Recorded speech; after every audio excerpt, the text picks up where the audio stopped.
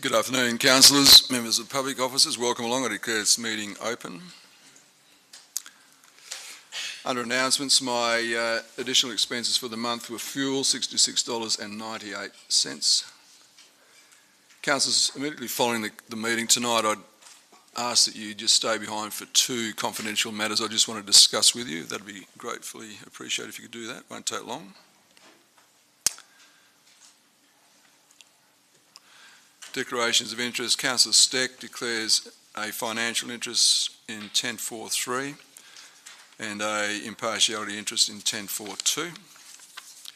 Councillor Cook declares an impartiality interest with respect to item 1023. Are there any other declarations of interest, councillors? Thank you. And we have no questions. Confirmation of the minutes of the previous meeting. Councillor Cook, second up. Councillor Hayward, all in favour? It's carried unanimously, thank you.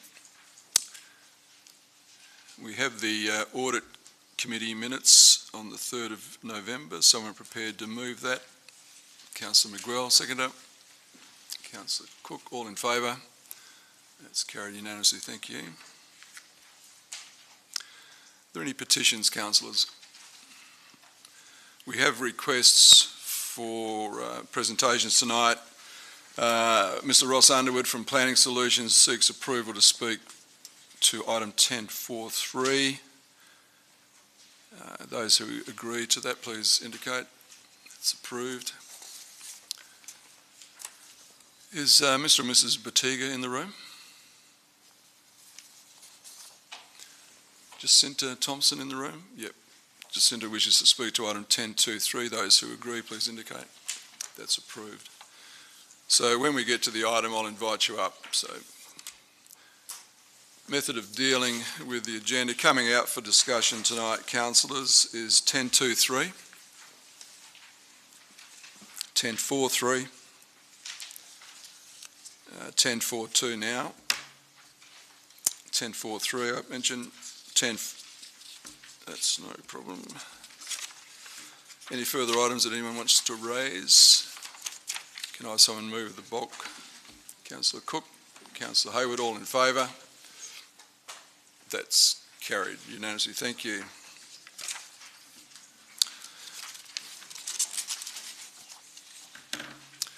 We move to item 1023. Jacinta Thompson, welcome along. Just come up to the lectern there. You have 5 minutes and you speak and then we will make our decision. Okay. Firstly, congratulations on the recent council elections. I just want to give you a bit more of a human side to the senior cits and Bunbury Meals on Wheels. Earlier this year, word went out by the members that the senior citizens were in desperate need of a treasurer. My employer heard about this through his granddad. He immediately called me and asked if I'd fill this position as part of my employment with him. I agreed, and he now sponsors me as treasurer, and this is a long-term commitment. This isn't just for a couple of months. He's committed to do this for as long as necessary. We're talking about a 28-year-old young fella starting in his own business, so that's a huge financial commitment he's prepared to put forward to the senior cits. And the reason he's done it is simply because of what we offer his grandfather, who's there all the time, every day, bar public holidays, and then he complains the next day because we had a public holiday. We are a non-profit service and we offer a service to the community and the surrounding areas. It's unconditional and it's varied. The staff, both paid and unpaid, go well above their hours, well above their duties and well above anything that's asked of them. To assisting in our clients making appointments for doctors, whatever. We have at times attended those meetings or appointments with our clients just as moral support so that they can get what they want done in a timely manner. Recently, I had a client mention that the tax department was chasing him because he owed lots of money. And I said, stop. Got in touch with a local accounting firm and they did his tax return and he got a refund. And I said, don't ever do anything without coming into us and checking with us first. I said, it's a scam, but senior people tend to panic and their first reaction is, I've got to pay it, which was his reaction, but he did come and ask. So those are the sort of things that we sort of offer. I know that there's retirement villages around the place that offer similar services, but our clients are people that fall in the gap. They're people who either can't afford retirement villages or don't want to shift out of their family home. They've been there for decades. And so we provide them with the companionship, the love and the support of all of our staff. They can come and they can just sit and have a chat. They can do any of the activities that we do, and they treat us more like a family than a centre, so to speak. These are also people that have already given everything. They've worked in the community for decades. They've been involved via sporting clubs, community groups, whatever, and now it's their turn to be looked after, and that's what we do.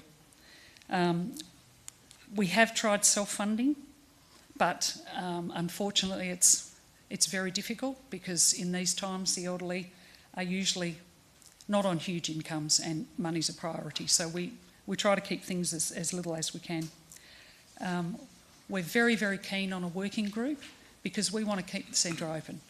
We don't care what that takes, whether it means whatever. We will do anything that's recommended. We're very, very keen to see new eyes, to see what we can do to keep the centre going. It's very hard to get businesses to put money into the centre, because a business will put something in if they're going to get something out of it. These people don't really have anything to give apart from what they've already done over their decades in our area. That's basically it. I just wanted you to know that it's not just about offering classes, it's about being there, having someone to talk to, them being able to say, I can't put my hearing aids in because my hands are too sore, so the staff do it for them. I mean, these are little things, they're very small things, and these are people that have always been the matriarch of their family. People have always looked after them for the advice. So when they've got a problem, they don't tend to go to their family because they're embarrassed about the fact that they don't know the answers. So that's what we provide. And I implore on you to please vote yes for our proposal and keep the centre open. Thank you. Thank you. Thank you for the work you do, and also the funder of your services. We really appreciate that. So, councillors, can I have an executive, can I have a mover? Councillor Smith. Seconder. Councillor Cook. Councillor Smith. Do you wish to speak? Thank you, Mr Mayor.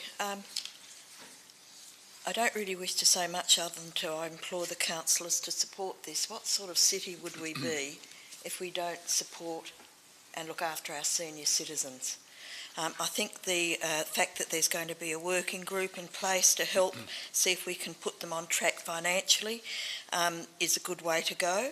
And obviously there's some really good people over there, so I urge my fellow councillors to support this recommendation. Thank you. Councillor Hayward, do you wish to speak? Oh, sorry, Councillor Cook was the seconder. Hook or Cook or Look. I'm looking at you, Councillor Cook, thank you very the one much. with the beard.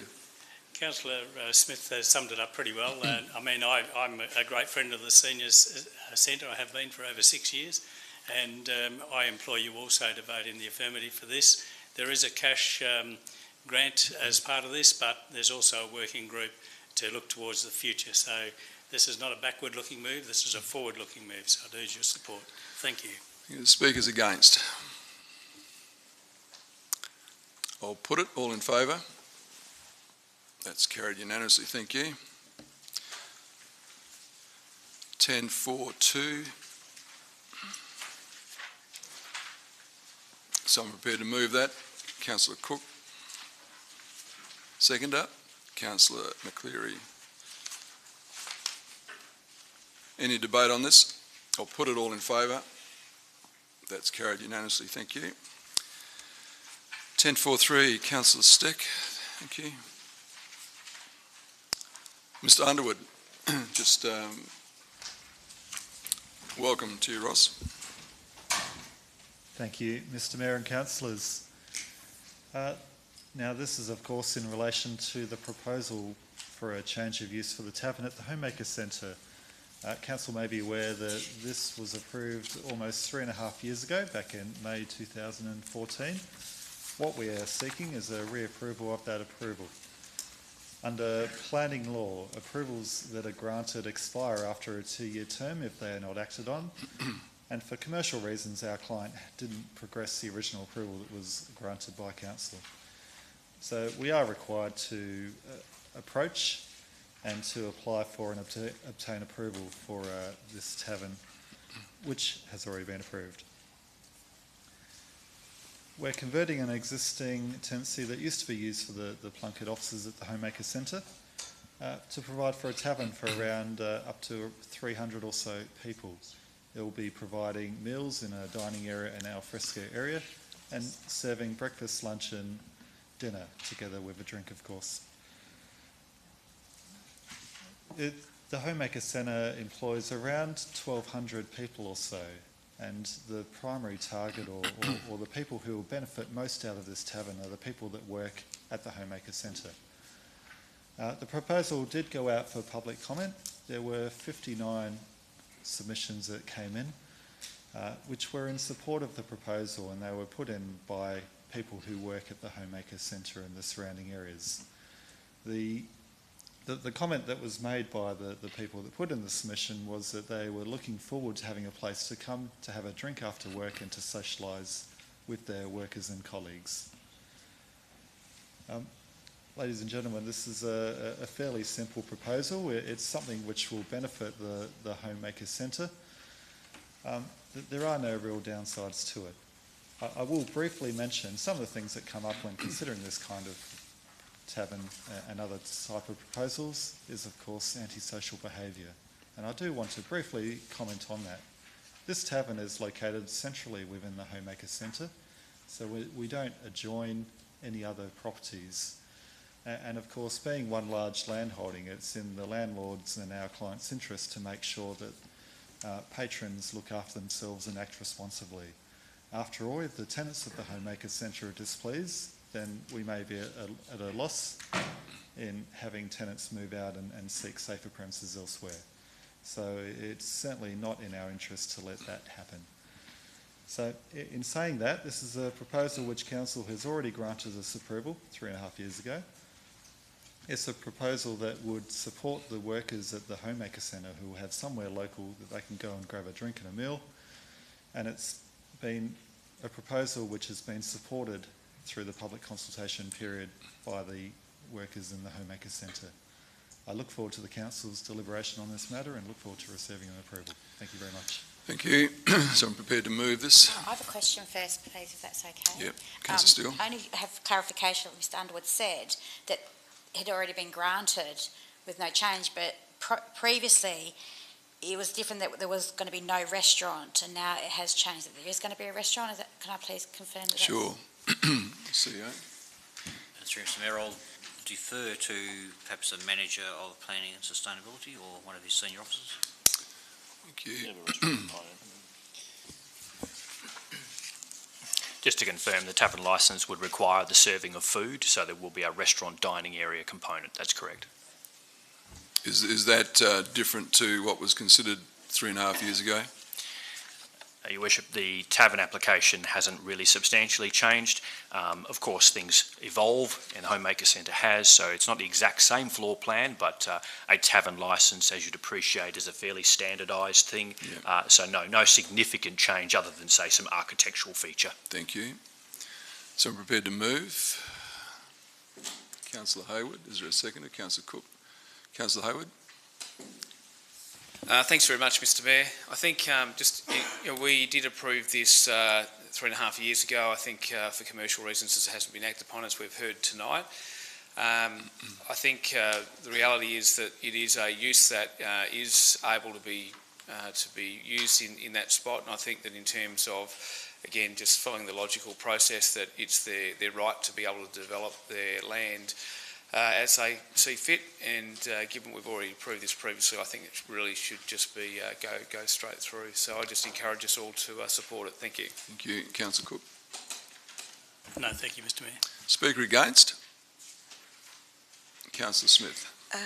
Mr Mayor, I'm not against this in principle, but I'm just concerned of the effect of in the current economic climate on the downturn on CBD businesses, and that's really my only objection. Okay. Thank you. Further speaker 4. Councillor McCleary. We actually went to sat on this and had a great deal of discussion. I remember it because it was my first term when I started as councillor, and I believe that we thoroughly investigated all avenues of for and against, and I would recommend to everybody to vote for this. Thank you. Okay. Further speaker against? Councillor Hayward to close. I'll put it all in favour. Those against? Those against? 1 against, that's carried. Thank you. Normally Councillor Cook runs around and invites Councillor, thank you, whoever sits in chair number 2.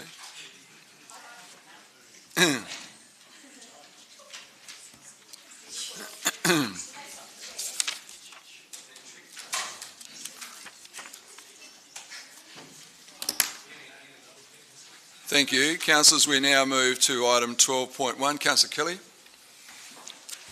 Thanks, Mr Mayor. I have an alternative recommendation in place of the 1 to 6, if I may. You've given notice, Councillor Kelly. We're dealing with what you've given us on notice. Okay, Mr Mayor, so I won't move it then, thanks. But I will foreshadow an alternative motion if the opportunity arises. Thank you. We're not dealing with a motion on notice then, Councillor, so we'll move to... It's not your motion, it's Councillor Kelly's. I'll just check the standing orders. Well, I won't check it, my acting CEO will.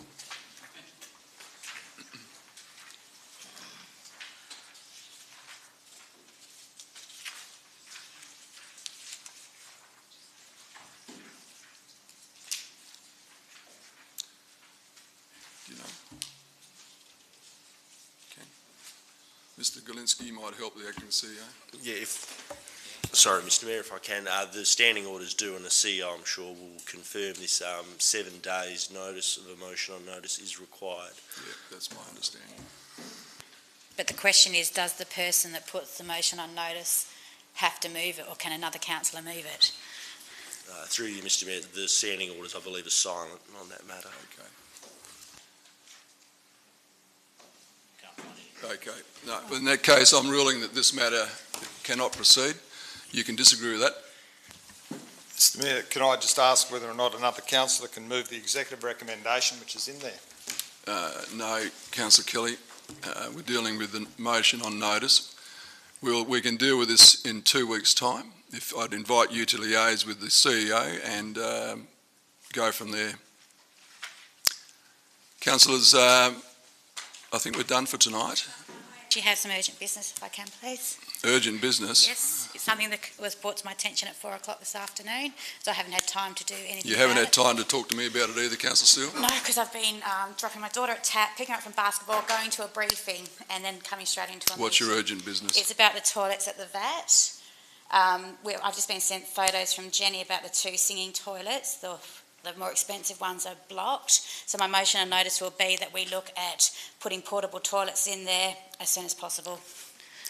I'll second that, Mr Mayor. We have councillors, for your information, I was advised today that there will be an item being brought to the next council meeting to seeking council approval to fund the construction of a new toilet block there, Mr Harris. I understand that. Take a seat, Councillor Steele. In the meantime, is there arrangements in place to organise some temporary accommodation?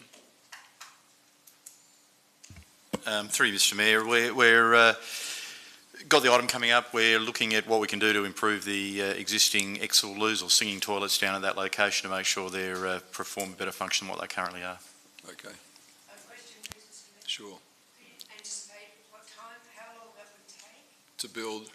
Well, to actually make a decision and get toilets down there. 2 weeks. 2 weeks to make the decision. And then once that decision is made, the officers will move on making some temporary accommodation as well as building new toilets subject to our decision in fortnight. Another question. You two work out who's going to ask the questions. I haven't spoken to her. I haven't spoken to her. I do have another question. And what I'll come back to you. vision, Mr Mayor, is there the children that are down there now, when they wish to go to the toilet, what happens? Do they have a little twinkle behind a tree? There are toilets in Jetty Road. I've got a point of order, Mr Mayor, Yeah, please. please go ahead. The point of order is that Councillor Steele moved that new business of an urgent nature introduced by decision of the meeting, and it was seconded by Councillor McCleary. I believe that should be voted upon. There's been a few questions asked, Councillor Kelly. Can I ask the question, please? Sure. Can I just get clarification? What exactly is the issue? Are the toilets, singing toilets blocked? No, that's... Oh, no, I just missed what you said, Councillor Steele. I'm not too Councillor sure what Wall, we're talking about. Yeah, I think we're aware of what's going on down there. So we've got a motion that, Councillor Steele, Sorry, sir. you got a question? No, sir. It's just that realistically it won't be until 3 weeks that any movement will start because it needs to be ratified at the meeting after the council's made the decision. Oh, I think we'll move quicker than that. What's your motion, Councillor Steele? That we put Portaloos in there whilst we're making a decision on what's to be done with the other toilets before they're being fixed. Portaloos. Portaloos by the broken toilets. Is that... And In that nice word. Councillor McCleary seconds I it. second that, yes. Is there any practical... Get back to that motion, that point of order. I think that we have to agree that the new business is of an urgent nature prior to discussing it or moving anything, Mr Mayor. Yep. Is there any practical issue with this request? Through Mr Mayor, there are two toilet blocks down there, one which is closed to the public and the other ones which, as I understand, are the XL loos, which are requiring maintenance. In terms of from an operational perspective, if neither toilets are available to the public, we can look to place a temporary solution with portable toilets down there. Okay. So, Councillor, the decision you make now is this an urgent matter requiring our attention tonight? Just, sorry, Mr Mayor, just to join the fray, just another quick question. I'm just wondering if this is not an operational matter that could not be resolved by the CEO, and I'd like some direction on that before we vote on whether we'll hear it. CEO? As indicated, Mr Mayor, we've had maintenance issues with the XL loos, and I haven't heard today. I'm hearing from Councillor Steele that may be ongoing today. In which case, if it's an issue that can't be resolved by tradespeople unblocking the facility, we will look to locate temporary toilets down there. Okay, this is what we're doing. We're going to deal with this. There's a request to introduce this as a new business of an urgent nature, and Councillor Steele and Councillor McCleary have moved and seconded that. Those who agree that we should deal with this as an urgent nature, please indicate. 1, 2, 3, 4, 5, 6, 7, 8, 9, 10. Those against? That's carried. So we have the motion. Councillor Steele? Or as I said, I only got this as I was running out this afternoon, so I don't have anything in writing, but we direct the CEO to investigate putting portaloos near the broken toilets. Could you put them, and that's my problem, is I don't know where you would put them, so I'm actually asking for an advice of how we would... Broken? Because it can't be by the XLOs, because that's... I think the toilets are closed, aren't they, and it's adjacent to the, at Jetty Bars. Okay. You're happy with that? Councillor McCleary?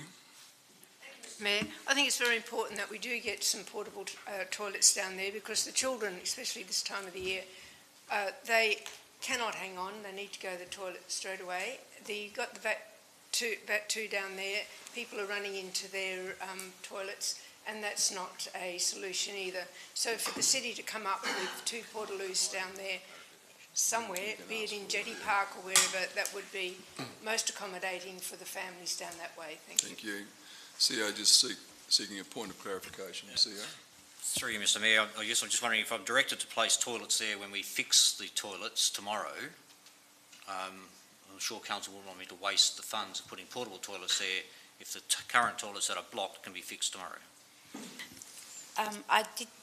These have been broken a couple of times. I also think that the singing loos are too far away from the park anyway, so we need them closer so parents feel comfortable for their children to visit that park, and they're in eye line of the actual toilet, so they need to be near the toilets that are broken, which I know there's a motion coming up next week, which is great, but I've been advised they're not going to be fixed until next year. So I would want those portaloos there permanently until the other ones are actually fixed. Right, they're the ones right adjacent to that too. I'll put ones it that are closed down. all in favour, please indicate. Those against, that's one. That's carried. Thank you. Thank you, councillors. Thank you, officers. Thank you, members of the public. I declare the meeting closed at 5:55. And councillors, can you just bear with me for about 5 minutes? Thank you.